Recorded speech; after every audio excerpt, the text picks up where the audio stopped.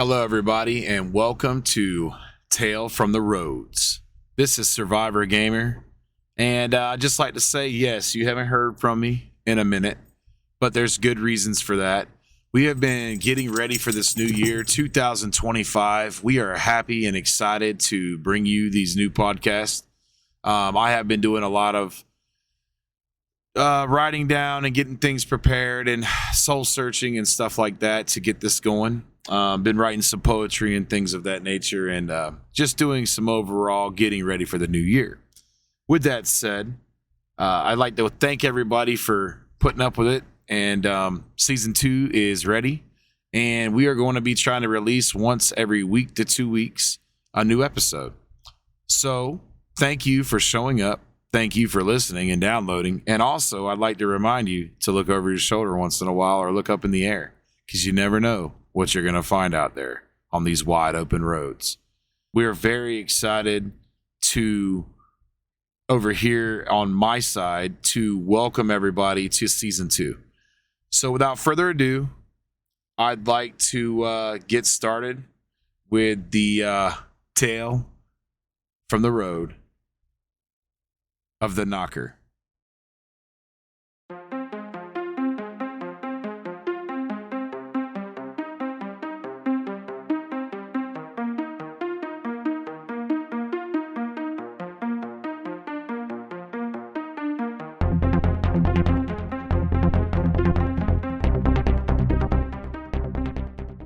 A while back, years ago, I was driving back and forth through San Antonio and so forth, off the I-10. You take the I-10 and you go all the way down to the 35, you shoot straight down, and you wind up in a town called Laredo, Texas. Now, Laredo, Texas is pretty cool. It's a big town. It's a border town for sure. A lot of freight comes in and out of that border. La Presa, Rio Bravo, Nuevo, Laredo, La Cruz. I don't know if you guys ever heard of that. But all that stuff's down there. I mean, they got Golden Corrals down there, and they've got all these cool places. But the Golden Corrals, they got like quinceañera bands, and they have beauty contests, and the Walmarts have some live animals and stuff. So it's not like a normal town that you would see up on the east side or the west side. It's definitely a border town. Very vibrant, very good food, very good people. At the TA Travel America Truck Center, that's a big hub down there in Laredo, Texas. If you drive down that way, you know that truck stop exists. It's right off the 35, right before you get into the main drag of Laredo, Texas. Well, there's a pool table in that truck stop, and we used to play all the time. And I used to wait there when the border was shut down. In this particular place, the border had been shut down, which means no freight. I used to pick up from Penske, take it up to Chicago, or I take it to Tennessee, or even North Jackson, Ohio. I was taking car parts for Chrysler. And this particular night, it was a cold, dark, rainy night in Laredo, Texas. The border had been shut down for a few days, and we were just sitting there waiting, all of us. And I was playing pool with a couple fellas and winning some quarters, losing some quarters. I'm pretty good at the quarter tables, but in this particular instance, I was doing very well this night. Well, outside of the truck stop, there's a lot of parking, and I happen to be what's called bobtail. And bobtail is where you don't have your own trailer. You just are, just a tractor. No trailer attached to the actual tractor itself. So I had all the parking I could stand because I didn't have to worry about finding parking because I didn't have a trailer. So it was really nice. I got some food. There was a little taco stand.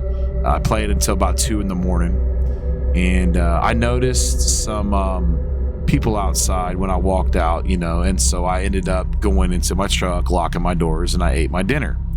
I happened to get I was in the front, and you could park right in the front, and I happened to just move to the back area, so I drove to the straight back. And the reason I did that is because there was some commotion out there, and I didn't want to get involved with it, so I ended up moving my truck to the back of the parking lot, but not to the back part where it would have been dangerous.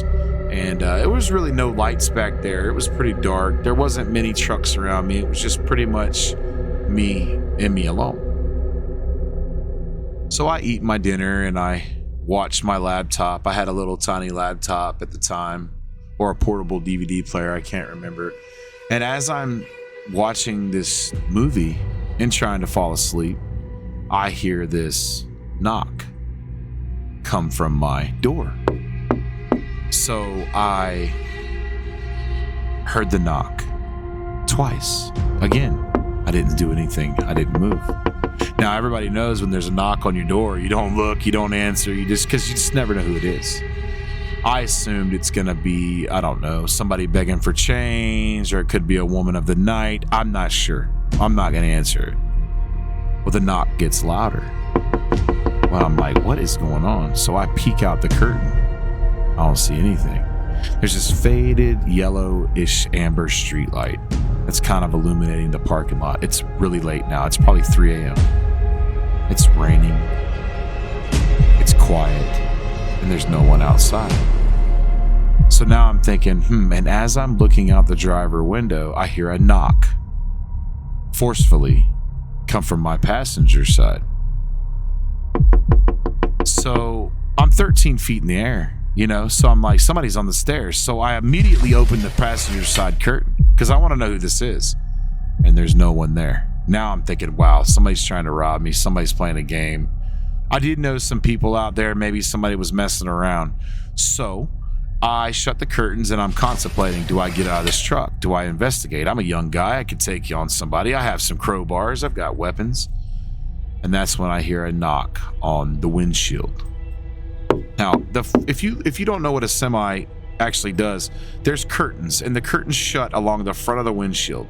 They go along the passenger and driver's side window. There are two big curtains. There's also a main curtain that's in the back sleeper that also shuts you off from the other cab. So you have a sleeper compartment, you have a driver cab. But if you shut the front curtains, you got the whole cab to yourself. Somebody knocked on my windshield, and it was clear as day, a knock.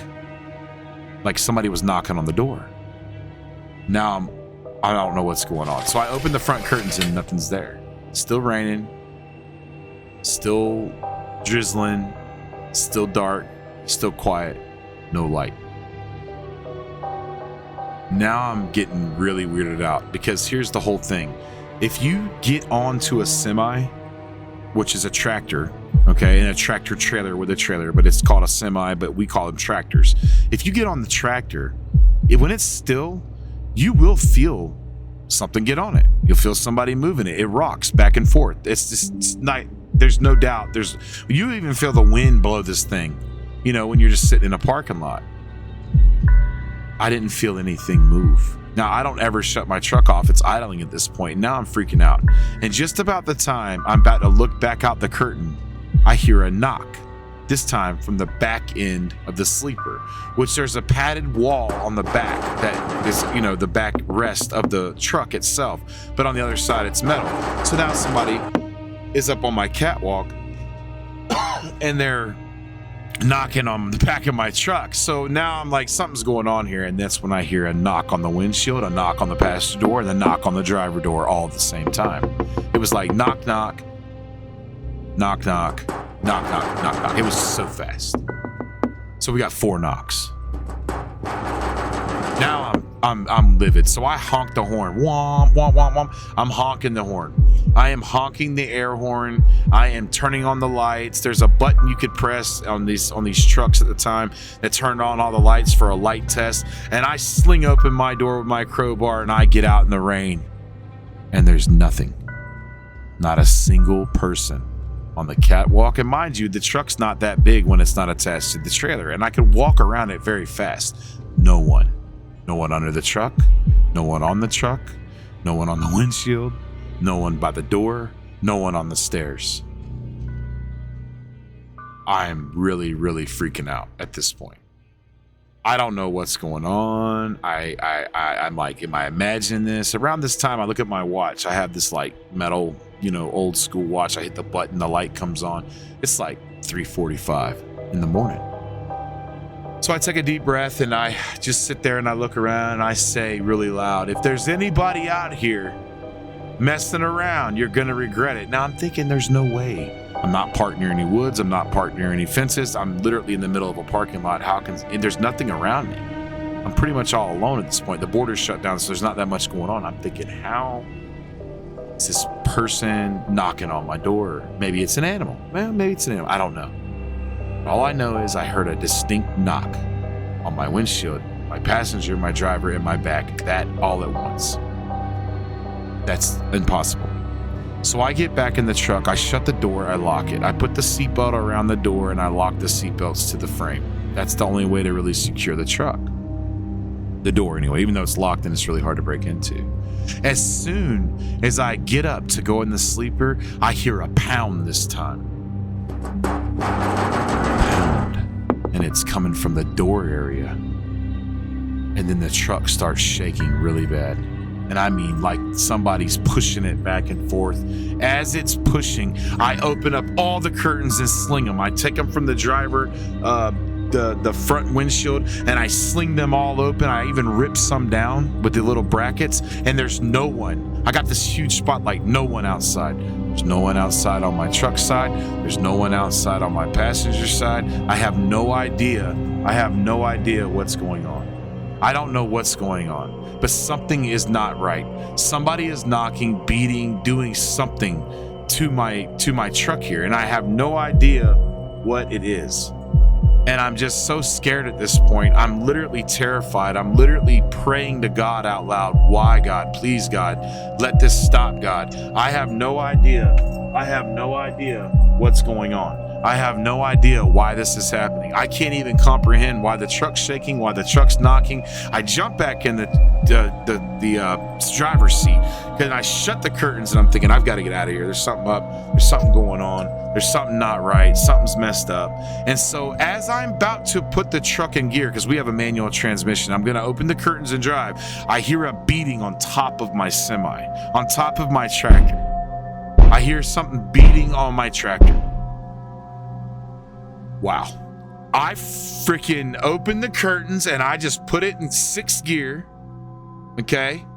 I lift the button to put it in high and I floor it to the front of the parking lot. And I don't go back to that spot. I don't go back to that area. I don't go back to that back spot the rest of the night. I'm awake. I stay awake all the way till 6 o'clock in the morning. Now, I'm parked back in the front, back by the sidewalk, back by the door, in the lights. I'm not going back there at all. You know, I was just trying to chill, waiting for the next crowd to come in. I believe it was like Saturday or Sunday. I'm not trying to get in trouble. I'm not trying to be in the way, but I'm going to park right here. Well, the next day, I wake up. Well, I never really went to sleep. I kind of fell asleep about 6 or 7 o'clock in the morning, and then I wake up about 8 or 9. I only got like 2 hours of sleep. And I go in, I brush my teeth, I take a shower. There's a huge long line for the shower. We pay the porter, if you know what that means. If you don't, it means you slip somebody a $5 bill, you get in front of the line. I take a shower, I go into the restaurant, I get me an omelet. And I'm really don't feel good at this point. And I'm eating my food, and the girl that usually waits on me, she's in there and she's like, you know, what's going on? What's going on, big country? Because that's what they used to call me on the road. Tell her what happens. She says, where were you parked? And I says, I parked over there in the back, blah, blah, blah, blah. You know, I tell her the whole story. She said, well, that's really freaky. That's really weird. And I'm like, why? Why is that weird to you? She tells me, well, about 3 weeks ago, there was a double homicide right there where you were parked. I said, whoa, whoa, whoa. What do you mean a double homicide? She said it was the darndest thing. Somebody, was trying to escape a semi truck, and a man was in there with 2 other people, and he killed both people, and they were trying to break the windows and escape and get out of the truck. It was a really gruesome scene, and they had to call the border agents. It was pretty bad. Apparently they had picked up this guy, these 2 truckers, a team driver. They picked up a guy. They were trying to help him. He murdered him in their cab with a knife, apparently. She said they got stabbed. And I said, right there. She said, yeah, right there. And then that's when I just freaked out. And I said, oh my God. And I told her about the shaking and the knocking. She said, that's really scary. Could have been, I don't know, a residual thing. And then I said, well, I'm done talking about it. Ooh, heebie-jeebies, right? Ranger Rick stuff, right? So I'm just gonna walk away at this point. Thank you for my omelet. Here's your tip. See you the next week. I think her name was Gail or Cheryl. There's always one of those that work at these places, and they're really nice, but they know all the stuff that happens. They live for this stuff. They live at these truck stops because that's just the only place to work in this area. And yeah. So the next time you ever park in a parking spot and you're ever at a gas station or maybe a truck stop or a travel center or a rest area, and you really feel the need to sleep, but you want to be alone, and you try to go park in a little dark corner thinking that you're going to be out of the way, just remember that sometimes bad things have happened in the spots that we're in. Maybe the car you're driving now used to be owned by somebody. Maybe that booth that you're sitting in eating your food, maybe Jeffrey Dahmer sat there at one point. All I know is there's negative energy in this world. And I think I experienced some kind of residual haunting or some kind of weird wind deal, or maybe it was an animal, maybe it was some birds. But it was pretty coincidental that just a while ago, a double homicide had taken place in a tractor in that exact spot. I looked it up on the news later, and it definitely happened. She wasn't pulling my chain, and it was definitely a serious thing. 2 people were stabbed in the truck by a guy who was an illegal immigrant, but he had family over here, and they had an argument. He wasn't a bad guy. They just had an argument, and he killed him. So, like I said, be careful where you park, and be careful what space you share in the world. Until next time, this has been Survivor Gamer with another tale from the road. Remember, survive and stay alive to the next episode. Thanks for listening. Remember, guys, if you want to get a hold of us, talefromtheroads@gmail.com. That's talefromtheroads@gmail.com. Send us a story. Until next time, peace.